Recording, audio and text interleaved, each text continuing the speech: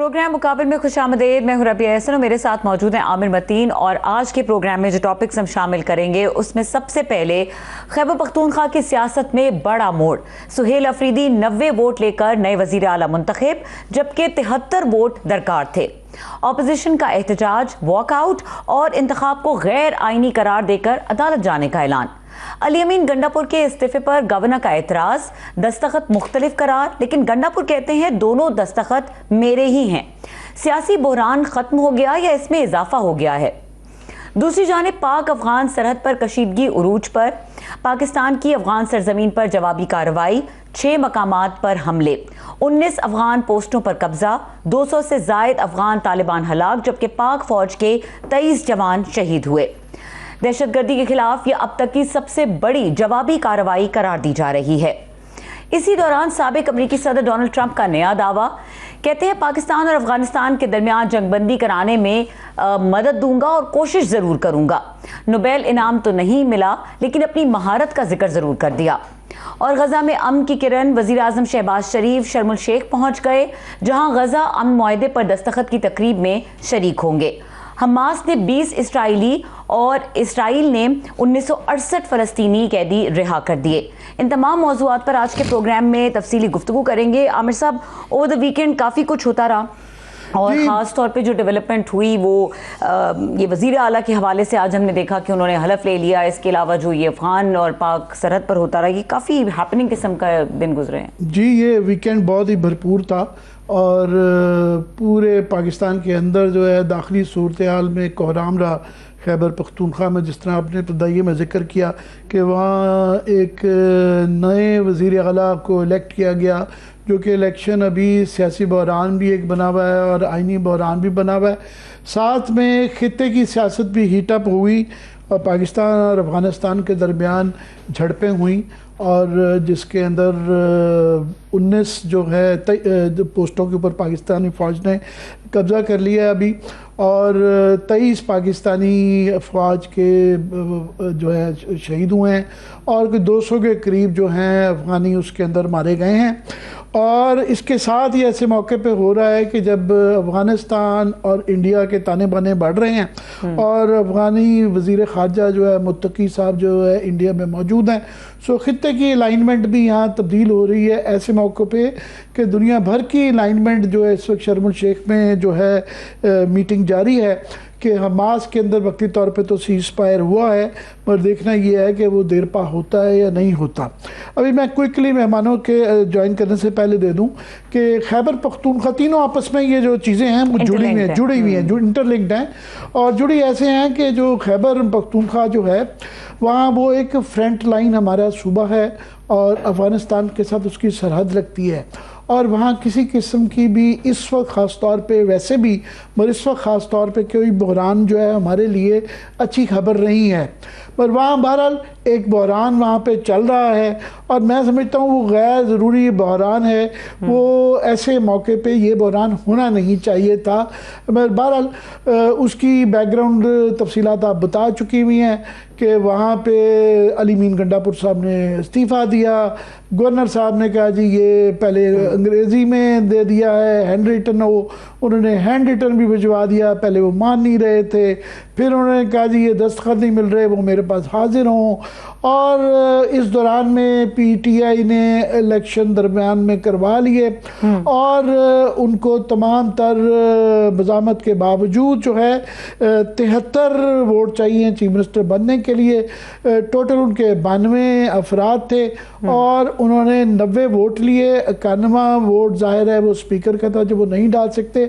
92 साहब वाले जो शख्स थे वो बता रहे हैं कि वो सफ़र में हैं, लिहाजा उन्होंने पीटीआई ने अपनी पूरी यूनिटी वहाँ पे दिखाई, स्ट्रेंथ ली। मगर अब जाहिर है ऐसे जब दो मामलात दोनों तरफ से ये मुख्तलिफ इसके ऊपर मुतज़ाद किस्म का बयानात हों तो मसले अदालत में ही जाते हैं। पेशावर हाई कोर्ट के अंदर ये केस है, अब वहाँ पे ये मामला लटका हुआ है कि क्या ये चीफ मिनिस्टर के इलेक्शन वैलिड थे और उसकी हल्फ बर्दारी की तकरीब जो है गवर्नर साहब मान ही नहीं रहे कि ये जायज़ वो हैं, तो कौन लेगा, कैसे लेगा, कब लेगा और ये कितना प्रलॉन्ग करता है। एक तो ये है। दूसरा, अफगानिस्तान के साथ जो है पाकिस्तान की बहरहाल हमारा हमसाया मुल्क है और 30-40 साल से ये कशीदगी चल रही थी। ये एक इसका मैं समझता हूँ सबसे बड़ा टर्निंग पॉइंट है। कभी भी डायरेक्टली इस तरह की पाकिस्तान और अफगानिस्तान के दरमियान 78 साल के अंदर जो है ये किस्म की एक स्कर्मिश नहीं, इसको कहेंगे एक जंग ही की जा सकती है। मगर उसके अंदर हमने ऑफ कोर्स जो है उनकी 25 चौकियों के ऊपर हमला किया। ये इब्तिदा उनकी तरफ से हुई। ये काफ़ी महीनों से सिलसिला जारी था कि हमारे यहाँ दहशत गर्दी वैसे तो सालों से जारी थी, पर महीनों से उसके अंदर इस साल में सबसे ज़्यादा 10-20 साल के अंदर इतनी पाकिस्तान के अंदर शहादतें दहशत गर्दी के वाक़यात नहीं हुए थे। गालबन 2005-6 साल बाद 800 के करीब जो है ना इस साल जो है पाकिस्तान के अंदर शहादतें हो चुकी हुई है दहशत गर्दी के वाक़यात में। तो ये मामला बढ़ रहे थे और हमने जो फिर पाकिस्तान ने उनके ऊपर हमने उसका माना तो नहीं, मगर काबुल में नूर वली जो कि टीटीपी के सरबराह हैं उनकी गाड़ी के ऊपर जो है हमला हुआ। हमने ना उसको माना है ना उसकी तरदीद की है। अफ़गानिस्तान ने भी ना माना है ना तरदीद की है। मुतज़ाद रिपोर्टें आ रही हैं कि वली मोहम्मद उसके अंदर मारे गए या नहीं मारे गए, पर वो सिलसिला बढ़ा। तो अभी हमारे 23 पाकिस्तानी फ़ौजी शहीद हुए हैं, 200 हमने उनके लोग मारे हैं, 19 पोस्टें हमने लेनी हैं। अब इसके अंदर सूरत हाल ये है कि एक न्यू नॉर्मल, जिस तरह इंडिया के साथ हमारा एक न्यू नॉर्मल हो गया है, अफ़गानिस्तान के साथ भी एक न्यू नॉर्मल हो गया है।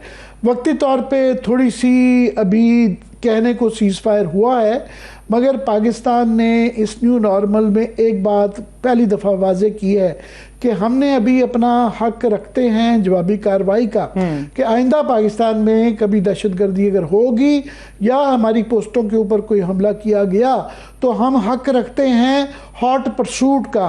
हम किसी हद तक अफगानिस्तान के किसी हिस्से के अंदर भी हमारे खिलाफ कोई दहशतगर्दी का अगर वाक़या होगा तो हम उसके ऊपर जो है उसके सदेबाब करने का हक रखते हैं। एक तो ये हमने new normal rules of engagement Afghanistan के साथ अब नए तय कर दिए हैं। दूसरा जो न्यू नॉर्मल हमने कर दिया है कि पाकिस्तान के वजारत ख़ारजा की तरफ से ये कहा गया है कि हमने तालिबान की अभी तक हमने माना नहीं थी उनकी हुकूमत, पर हमारा उनके साथ एंगेजमेंट का सिलसिला जारी था, हॉट एंड कोल्ड होता रहता था। पर अब हमने अपने जो वजारत ख़ारजा का जो बयान आया है उसमें ये कहा है कि हम उम्मीद करते हैं कि अफ़गानिस्तान के अंदर जमहूरी तरीके से कल को कोई ऐसी नुमाइंदा हुकूमत होगी। सो जिसका मतलब ये है कि हमने तालिबान से अपनी सपोर्ट पीछे हासिल कर ली है। और वहाँ पे याद रहे कि तालिबान एक ठीक है उनका कब्ज़ा तो है, मगर वो एक अनपॉपुलर गवर्नमेंट है और वहाँ पे अफ़गानिस्तान में ठीक ठाक एक मज़ाहमत है। सो एक किस्म का हम तालिबान से पीछे होने के लिए उनके ऊपर एक ये प्रेशर भी आ जाता है।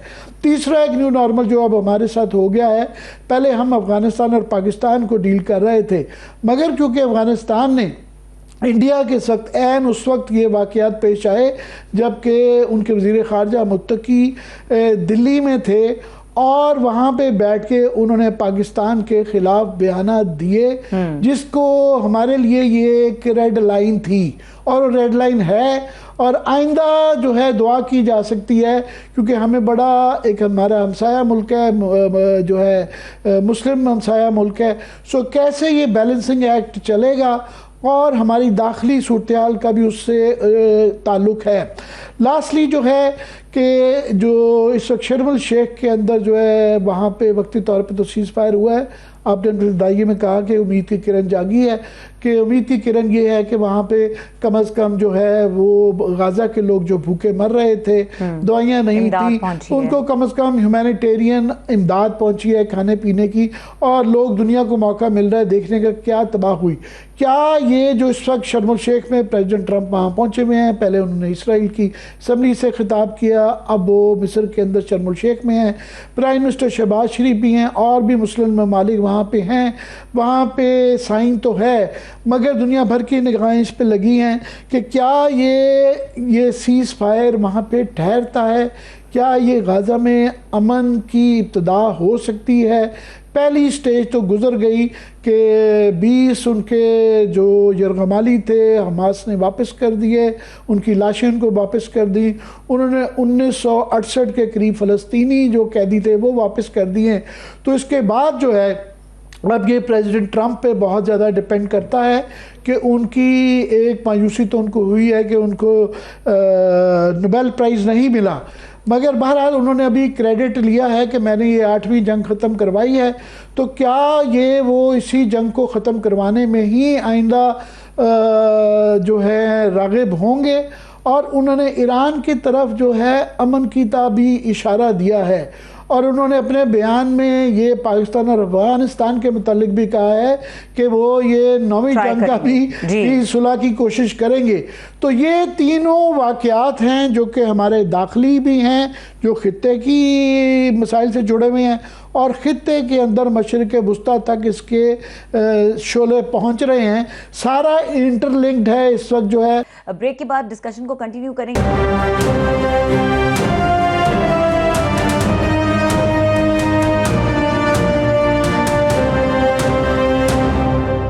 हमारे साथ मौजूद हैं स्टूडियोज में साबिक वफाकी वजीर मोहम्मद अली दुरानी साहब, उनको वेलकम करेंगे। और हमें जूम पे ज्वाइन कर रहे हैं रहनुमा तहरीक इंसाफ तैमूर सलीम झगड़ा साहब, दोनों को वेलकम करेंगे। अस्सलाम वालेकुम। जी झगड़ा साहब, मैं आपकी इजाज़त से मैं केपी की सियासत पे भी आता हूँ, पर मैं दुरानी साहब से चाहूँगा कि ये तीनों बड़े वाक़यात जो हुए हैं केपी के अंदर इस वक्त जो है, एक नए चीफ मिनिस्टर इलेक्ट हुए हैं मगर उनका इलेक्शन जो है वो कंट्रोवर्शियल है, फिर पाकिस्तान और अफगानिस्तान की जो टेंशन चल रही है, और फिर मशरिक़ वुस्ता के अंदर जो अमन का एक सिलसिला चल रहा है, तीनों को लिंक करके पाकिस्तान के हवाले से कैसे देखते हैं आप? जी दुरानी साहब। बिस्मिल्लाहिर्रहमानिर्रहीम। ये तीनों बड़े ही एक दूसरे में करीब करीब एक ही वक्त में होने वाले वाक़यात हैं। इनके बारे में जो आपने एक मुख्तसर सा जायज़ा दिया है वो भी बहुत सेर हासिल था।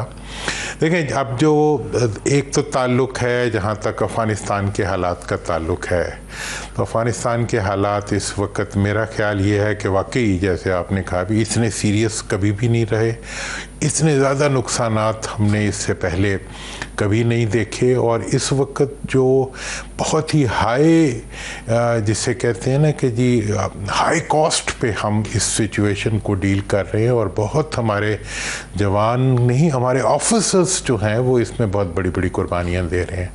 और उसमें जो ये बात कही गई है आर्मी चीफ की तरफ से भी कि जनाब हम गवर्नेंस के गैप्स जो हैं उनका हम जो है जवानों की शहादतों से उसका गैप पूरा कर रहे हैं। तो मैं पहली चीज़ जो इसके बारे में, क्योंकि मैं ये वो इश्यूज़ हैं जिससे मैं बचपन से जिसके साथ मेरा एक इन्वॉल्वमेंट रही है, इस इशू को मैं देखता भी हूँ समझता भी हूँ, तो मैं समझता हूँ कि इस वक्त हुकूमत के एंड पे जो आर्मी से हटते हुए जो हमारी सिविल गवर्नमेंट है, फेडरल गवर्नमेंट जो है, उसके जो इदारे हैं जो काउंटर टेररिज्म से डील करते हैं, और जो हमारी पुलिस और हमारी स्पेशल ब्रांच के जो एरियाज़ हैं, फिर नेशनल एक्शन प्लान जो हमने बनाया, ये तमाम एरियाज़ जो हैं ये सारी की सारी जिम्मेदारी जाके जो है आ पड़ी है फ़ौज के ऊपर।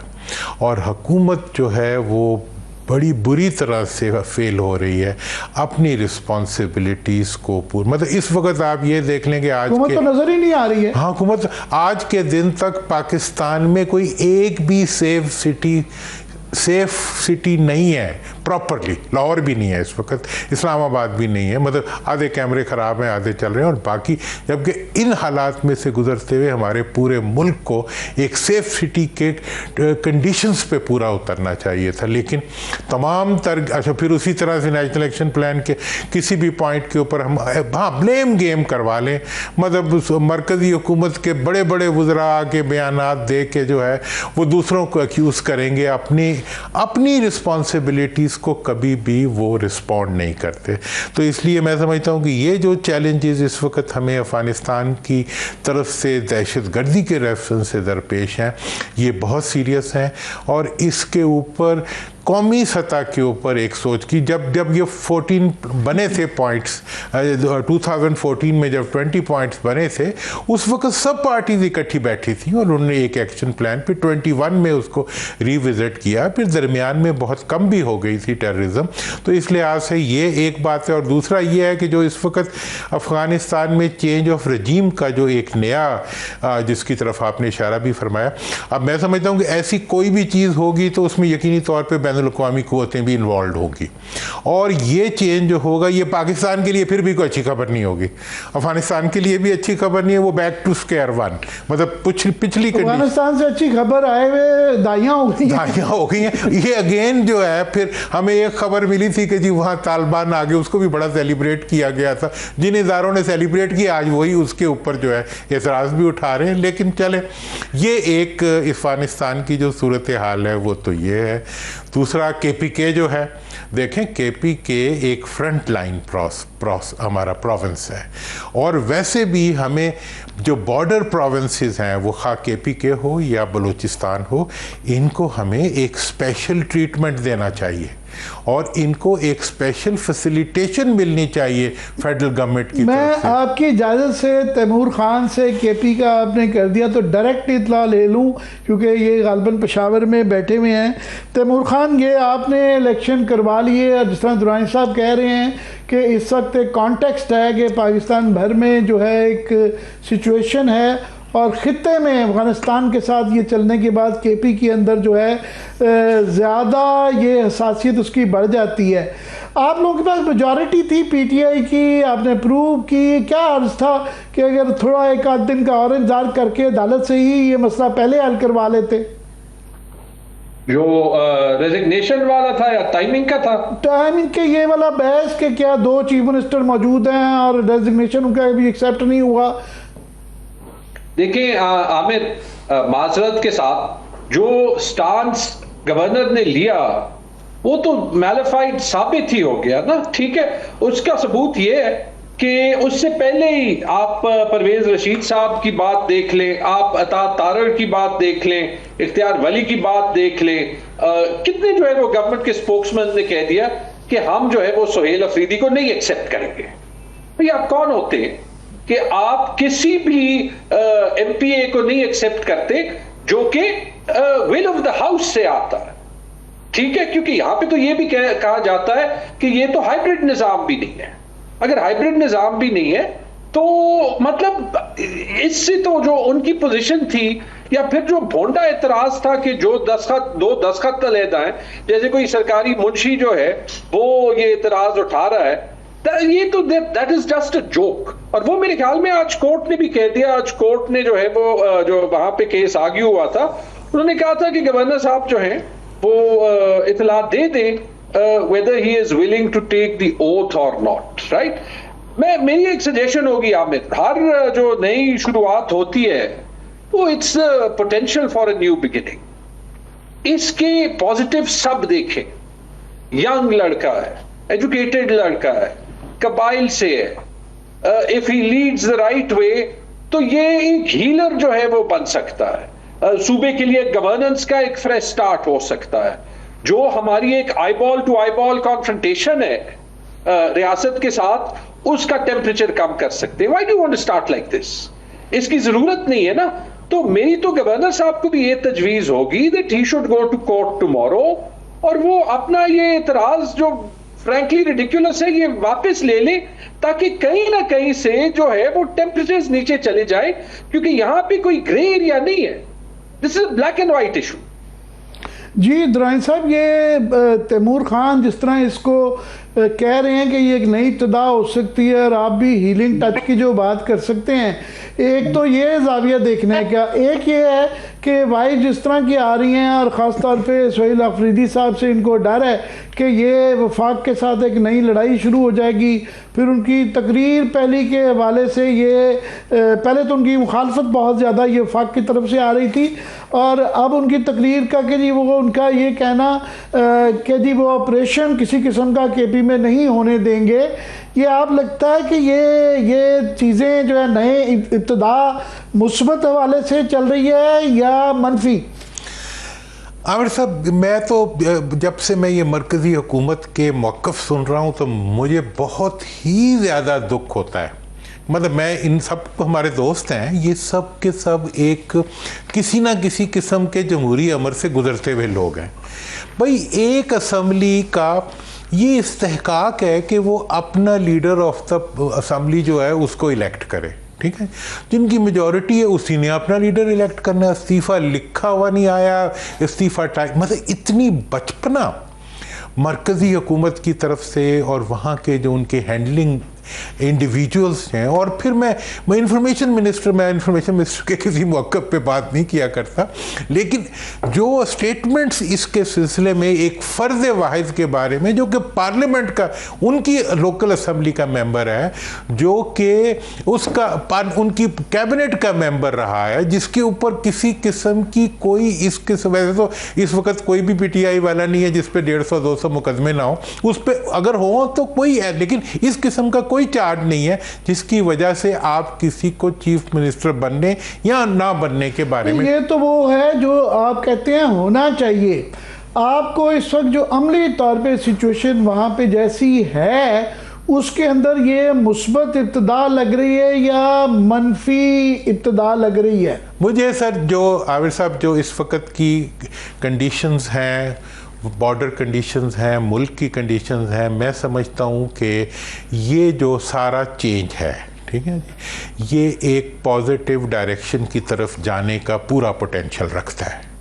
और मैं नहीं समझता कि किसी भी इज्तमाइयत के बीच में से निकला हुआ इलेक्टेड इंडिविजुअल जिसको रियल पब्लिक सपोर्ट हो, वो कोई ऐसा काम करेगा जिसकी वजह से उसके अपने सूबे को नुकसान हो या उसके अपने मुल्क को नुकसान हो। हम सब पाकिस्तान के शहरी हैं, हमें हर एक को अपनी तरह का ही मुअज़्ज़ज़ समझना चाहिए। हम दूसरे को बिल्कुल कुफ्र बना के जो है, जो हम मुल्क को ठीक करना चाहते हैं और हम चाहते हैं कि जी हम में से हर फर्द जज भी हो, वकील भी हो और काजी भी हो, और मतलब हर फैसला जो है वो हर फर्द देने की। मैं समझता हूँ कि KPK के अंदर जो तब्दीली हुई है वो एक पॉलिटिकल प्रोसेस से हुई है, वो एक इंतखाबी प्रोसेस से हुई है। ये वाहिद असम्बली है मेरे ख्याल में जो कि 45 फॉर्म पे बनी हुई है, इसलिए ये पूरे मुल्क के लिए एक एग्जाम्पल बन सकती है। लेकिन ये मेरी पूरी ख्वाहिश होगी कि KP से जो लीडरशिप उठे वो कन्फ्रंट्रेशन के बजाय पॉलिटिकल प्रोसेस के ज़रिए अपने आप को असर्ट करे।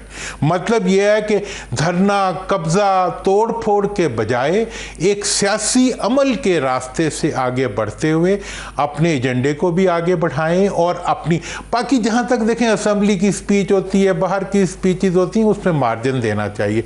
अगर वहाँ पे कोई ऑपरेशन हो रहा है तो वो सूबाई हुकूमत की इजाज़त से हो रहा है, अगर वहाँ कोई फोर्सेस गई हुई हैं तो वो सूबाई हुकूमत की रिक्वेस्ट पे गई हुई है। तैमूर खान दुरानी साहब जो है ना बहुत मुस्बत आदमी हैं और हमेशा मसलती गुफ्तगू के कायल है। मगर मुझे जो समझ आती है, अली मीन खान को जो है ना झगड़ा साहब को, सॉरी जो है गंडापुर को इसलिए हटाया गया है कि उनके जो है वफाक से बहुत ज़्यादा तल्लुकात अच्छे थे और वो इतना बैलेंसिंग एक्ट डाला कर रहे थे कि इमरान खान की उसमें रहाई नज़र नहीं आ रही थी।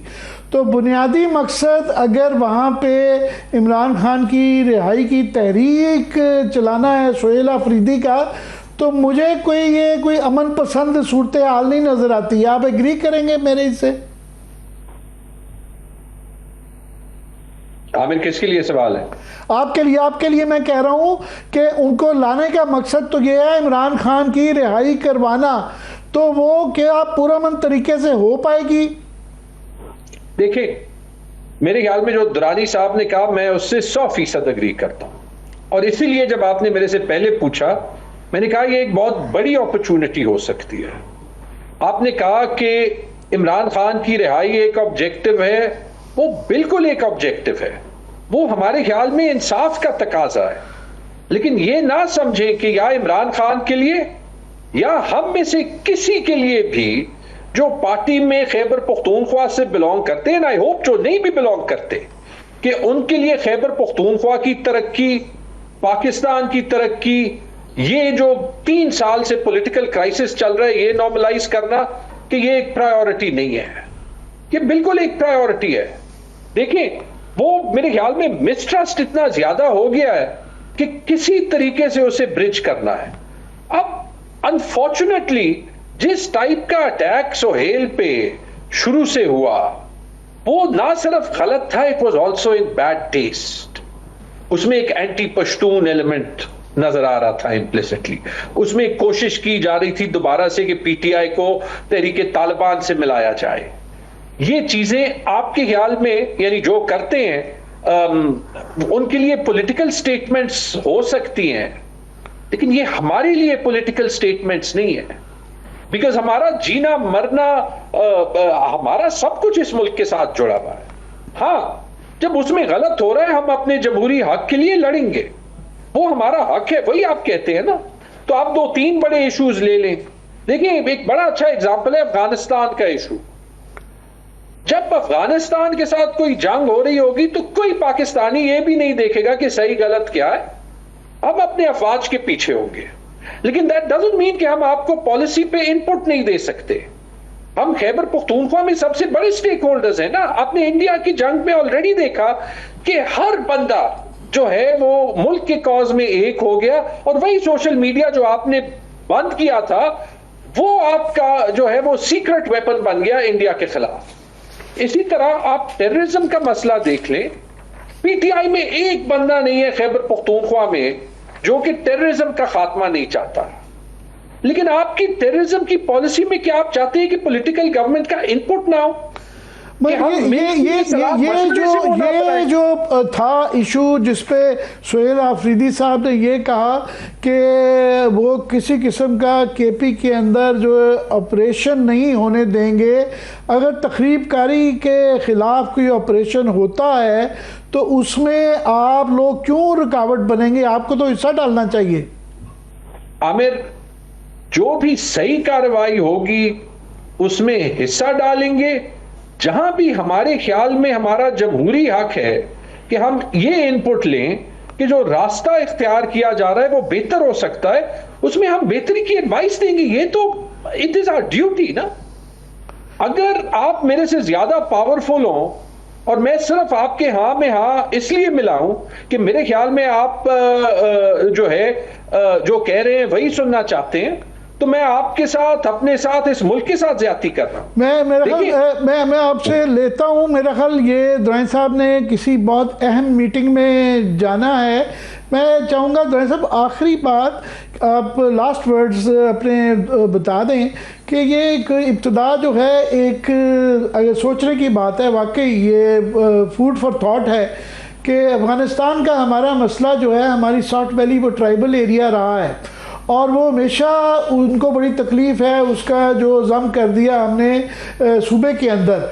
अगर ट्राइबल एरिया का अफरीदी एक चीफ मिनिस्टर बन जाता है और तमाम जो कबाइल जो एक्स फाटा था वो इस पर बड़ा जो है खुशी मना रहे हैं, तो ये कुंडी साहब का ये बड़ा बचकाना सा स्टांस था, ये पिट जाएगा अदालत से।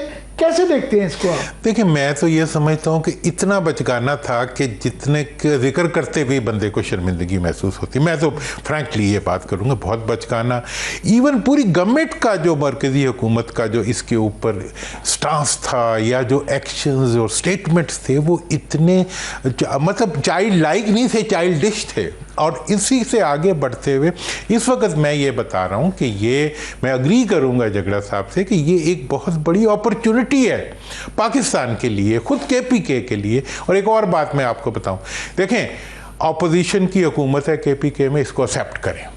अपोजिशन की हुकूमत जो है वो अपनी स्ट्रगल करेगी, लेकिन मैं इनको एक सजेशन ज़रूर दूंगा, क्योंकि जितने भी असेंबली में बैठे हुए मेंबर्स हैं मोस्टली को मैं पर्सनली जानता हूं। मैं उनके बारे में हल्फन कह सकता हूं कि कोई भी मुल्क दुश्मन ना है, ना हो सकता है, ना होगा। ये एक सर्टन बात है। बाकी ये है कि अब आप कहें कि वो अपनी लीडरशिप के लिए या अपने किसी ऑब्जेक्टिव के लिए अगर वो कोई कैंपेन चलाते हैं तो वो मुल्क दुश्मनी है, तो वो हुकूमत दुश्मनी तो हो सकती है, वो मुल्क दुश्मनी नहीं है, इसके दरमियान लाइन होनी चाहिए।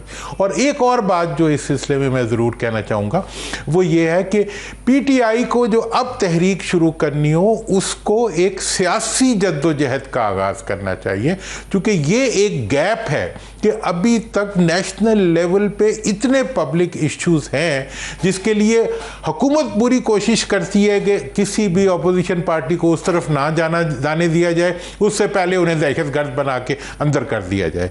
इस वक्त ये इनकी साइंस है कि ये इस वक्त पाकिस्तान के वो इश्यूज जो पॉलिटिकल मूवमेंट को डिमांड करते हैं, जो धरनों और तोड़ फोड़ के बजाय पब्लिक के एक्सप्रेशन को डिमांड करते हैं, उनको अपने लिए एक टारगेट बनाएं और एक इवेंट ना करें।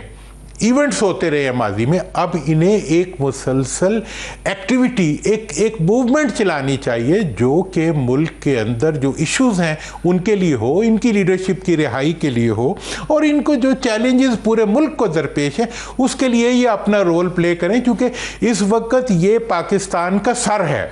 केपीके जो है ये ये आप ये कह रहे हैं कि इस जीत को ये भी एक मुस्बत रंग दें, जिस तरह झगड़ा साहब कह रहे हैं, कैसे दे पाएंगे? मेरा लिए वक्फा लेना चाहिए, ब्रेक का टाइम हो रहा है। और एक और महंगाई मुकाओ मार्च की मेरे ख्याल से दाई साहब इशारा कर रहे हैं, ये इसी तरह की कोई चीज़ जो कि पब्लिक जिसके साथ रिलेट कर सके और उसके साथ फिर एंगेज भी हो जाए।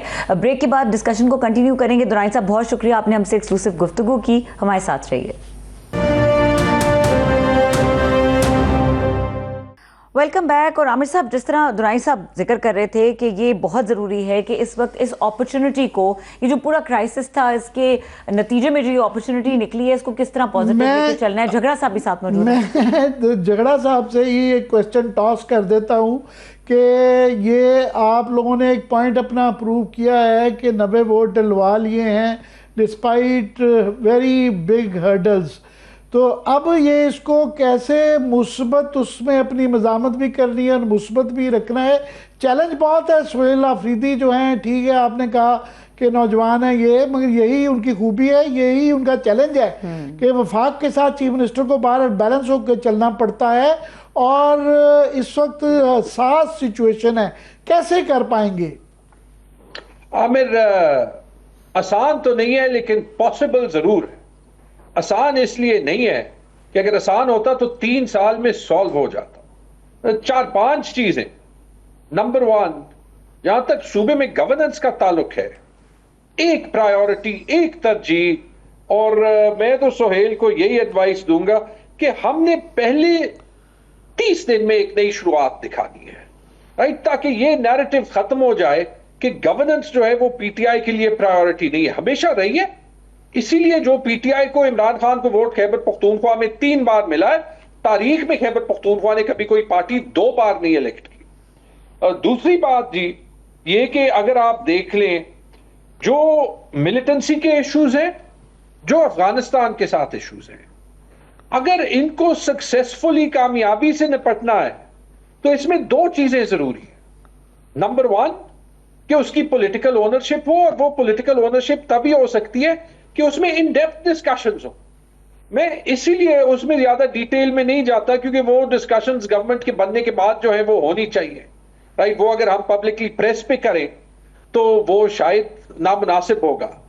और जो अफगान पॉलिसी भी है कि वो जिस तरीके से इंप्लीमेंट करनी है, तो वो भी जो है वो, अगर उसमें वो सूबा जो एथनिकली अफगानिस्तान को बेहतर जानता है, क्योंकि दोनों साइड को पश्तून रहते हैं, जो कबाइल की इंटीग्रेशन है with the same tribes on the other side of the border, it means कि आप चाहे ना चाहे उनका एक रिश्ता है।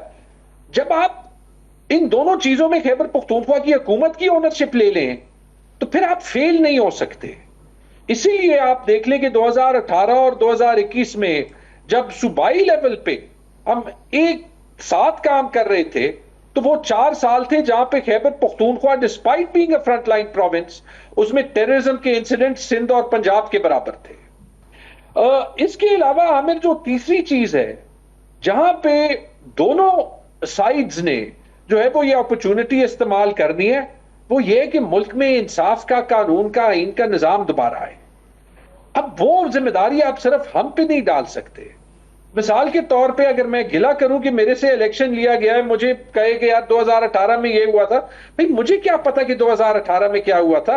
मुझे तो ये पता है कि मेरी सीट पे 1600 वोट वाला 25,000 वोट से जीत गया है। और मुबैना तौर पे अगर आप ये अफगान पॉलिसी इस्तेमाल करें तो कुछ लोग कहते हैं कि वो अफगान पॉलिसी इस सीट पे जिसको नोटिफाई किया है वहां से ही जो है वो शुरू करनी चाहिए।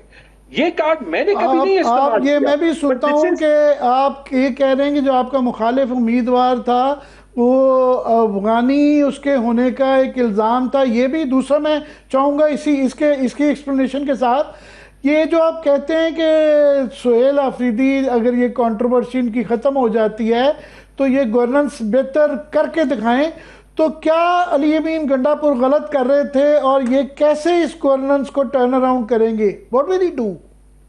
आमिर, बेहतर गुंजाइश हमेशा होती है। अगर मैं कहूं कि हमारे वक्त में जो है वो बेहतर नहीं हो सकती थी तो जरूर हो सकती थी, ठीक है। अभी बेहतर नहीं हो सकती, जो अली अमीन का दौर है जरूर हो सकता है। Let's not go into the details, in particular given Ali and my relationship, let's just start afresh. Ali ने भी ग्रेस दिखाया, बस छोड़ दें जो हुआ है। But that's a very cool statement, झगड़ा साहब, कि let's start afresh and it is wise as well जो situation चल रही है। लेकिन आज की जो सुहेल आफरीदी की एक ओपनिंग स्पीच है, या जिस तरीके से जो उनका वेलर है, जिस तरीके का उनका डिमीनर है, आपको लगता है कि वो आपकी एडवाइसेस से इसी तरह एग्री करते हैं या करेंगे?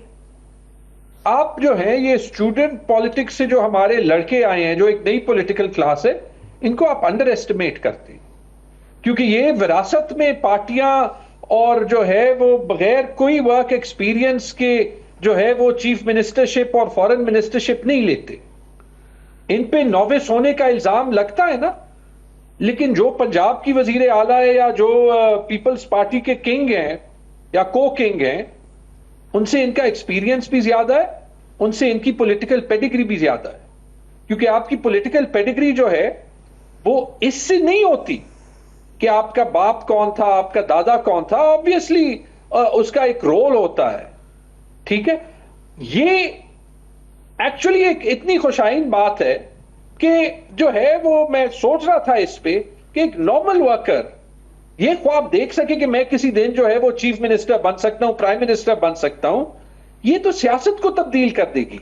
अगर सुहेल ये अपॉर्चुनिटी नहीं लेगा, वो अपने साथ ज्यादती करेगा, वो जो है वो पाकिस्तान की सारी मिडिल क्लास के साथ ज्यादती करेगा। मैं तैमूर खान, ये बहुत बड़ा चैलेंज है उनके लिए, क्योंकि ये लेकिन अकेले तो आमिर अकेले तो नहीं है ना वो। नहीं, ये काम सुहेल ने करना है। इफ ही टेक्स ताली दोनों हाथों से बजती है, बिल्कुल ठीक है, चैलेंज है। मगर मैं आपकी मौजूदगी का फ़ायदा उठाते हुए चाहूँगा कि मैं अफगानिस्तान की तरफ बड़ी हॉट सिचुएशन हुई है for the first time in our history.